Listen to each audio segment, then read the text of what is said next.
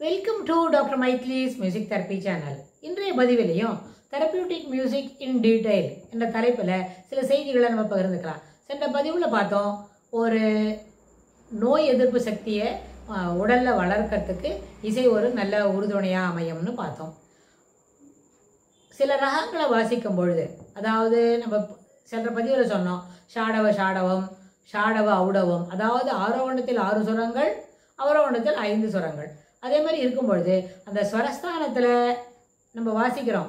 அப்புறம் இன்னொன்று கூட சொன்னோம், ஒரு 22 ஸ்வரம் இருக்கும் ஒரு வரிசையில் அப்படின்னு. அதாவது அந்த எல்லா ஷட்ஜ பஞ்சமங்களை தவிர பாக்கி இருக்கிற நோட்ஸில் வெரைட்டிஸ் இருக்கும். ரிஷபம்னு சொன்னால் 3 வெரைட்டி, காந்தாரம்னு சொன்னால் அந்தர காந்தாரம், சதுஸ்ருதி தெய்வதம், சுத்த நிஷாதம், காக்கரி நிஷாதம் அப்படின்னு சொல்லி எல்லா விதத்துலேயும் பஞ்சமம் அப்படின்னு சொல்லி நிறைய ஸ்வரங்களில் வேறுபாடு இருக்கும். இந்த வேறுபாடுக்கு தகுந்த மாதிரி என்ன 72 மேளகர்த்தாக்களில் நம்ம பார்க்கலாம்.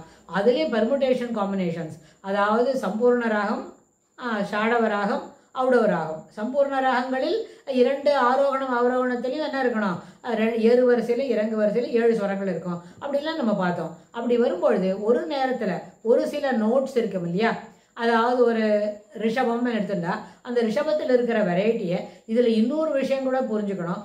எல்லா 3 விதமான ரிஷபமும் ஒரே ராகத்தில் வராது. அப்புறம் ஒரு காந்தாரம்னு சொன்னாலும் ஒரு காந்தாரம் தான் இருக்கும். ஆனால் அதாவது அந்தர காந்தாரமோ அப்புறம் சாதாரண காந்தாரமோ இருக்குது அப்படின்னு சொன்னால், அந்த சாதாரண காந்தாரம் இருக்கிற இடத்துலையே அதே ராகத்துக்கு அந்தர காந்தாரமும் இருக்கிறதுக்கு வாய்ப்பில்லை.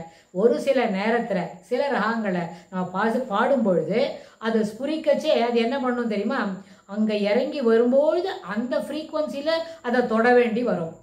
இது ரொம்ப நுணுக்கமான ஒரு இசை பற்றின ஒரு டெக்னிக்கு. அது என்ன பண்ணுவாங்க, பாடி காட்டுவாங்க. நம்ம குரு நம்மளுக்கு பாடம் சொல்லி கொடுக்குறாங்க அப்படின்னு வைங்க. அவங்க பாடும்பொழுது இப்போ இது எப்படி வருது பாரு, இதை கவனிச்சுக்கோ அப்படின்னு சொல்லுவாங்க. அப்போ அதுபோல் இருக்கும்பொழுது என்ன ஆகும், சில ஸ்வரம் அதனோட முன்னாடி இடத்துலையே அது கேட்டுவிடும். அதுக்கு சின்ன ஒரு உதாரணம் சொல்லலாம். அப்படின்னு கேட்டால் 29வது மேளகர்த்தா தீரசங்கராபரணம்னு ஒன்று இருக்குது. அந்த தீரசங்கராபரணத்தில் நிறைய ஜன்னியராகங்கள் இருக்குது. அந்த ஜன்னியராகத்துக்கு நம்ம காம்பினேஷன் பர்முடேஷன் காம்பினேஷன் சொல்லி 7-6, 7-5, 7-4, அப்புறம் 5-6, 5-7, அதிலே 1 வக்ரம், ஒன்று சில நோட்டை எடுத்துக்கவே வராது. அப்படின்லாம் நம்ம பேச ஆரம்பித்தா அதில் நிறைய ராகங்கள் கிடைக்கும். நூற்றுக்கணக்கான ராகங்கள் நம்மளுக்கு கிடைக்கும். நூற்றுக்கணக்கான ராகங்கள் பழக்கத்திலே இருக்குது. இப்போ நம்ம ஒரு டெக்னிக்கலாக தியரட்டிக்கலாக எழுதுறது மட்டும் இல்லை, அதே நேரத்தில் அது எல்லாம் நம்ம பழகக்கூடியதாக இருக்கணும், நம்மளுக்கு பாட தெரிஞ்சதாக இருக்கணும். அப்போ தான் அதில் நம்ம முயற்சி செய்து பார்க்க முடியும். அப்படின்னு சொன்னால் அதில் ஆரபின்னு ஒரு ராகம் இருக்குது. அதில் என்ன பண்ணணும் தெரியுமா, அதில் சனி அப்படி பிடிக்கக்கூடாது, மகா அப்படி சொல்லக்கூடாது அப்படின்னு சொல்லி தருவாங்க. ஏன்னா மோகரி சரி மோகரி, அந்த மா கா கூட்டே கேட்கணும், கா மேலே கேட்கணும். சசத சசத சசதான்னு ஏன்னா சனித அப்படி சொல்லணும்னாக்கா அங்கெல்லாம் அப்படி இறக்காம சாவும் நீயும் ஒரே இடத்துல கேட்கணும். அந்த ஃப்ரீக்குவன்சி என்ன பண்ணும், இந்த ராகத்தை பொறுத்த வரைக்கும் சசதா அப்படின்னு சொன்னாலும் சனிதா அப்படின்னு சொன்னாலும் 2 ஒன்று தான். ஏன்னா அந்த நீ சாக்குக்கு அருகாமையில் ஒலிக்க வேண்டும். இது என்ன பண்ணணும், இதை ப்ராக்டிக்கலாக இப்போ நம்ம சொல்கிறோமே, இந்த வகுப்பில் சொல்கிறோமே, இது போல் சொல்கிறது சரியில்லை. இது ஒரு இசை வகுப்பாக இருந்து அந்த இசை வகுப்பில் எப்படியெல்லாம் பாடணும்ன்றத தெரியப்படுத்தி அப்போ மாணவர்களுக்கு அது போல் சொல்லி கொடுக்கும்பொழுது அந்த வகுப்பே ஒரு பெரிய ரஞ்சகமான கிளாஸாக இருக்கும். அதுவே ரொம்ப திருப்தியாக இருக்கும். அந்த வகுப்பை முடிச்சுட்டு வந்த உடனேவே நம்மளுக்கு கொஞ்சம் நேரம் பசி எடுக்காது. கொஞ்ச நேரத்துக்கு பசி எடுக்காது. லஞ்ச் பீரியட் முன்னாடி மத்தியானம் 1 மணிக்கு லஞ்சுக்கு அனுப்பணும் ஸ்டூடெண்ட்ஸை.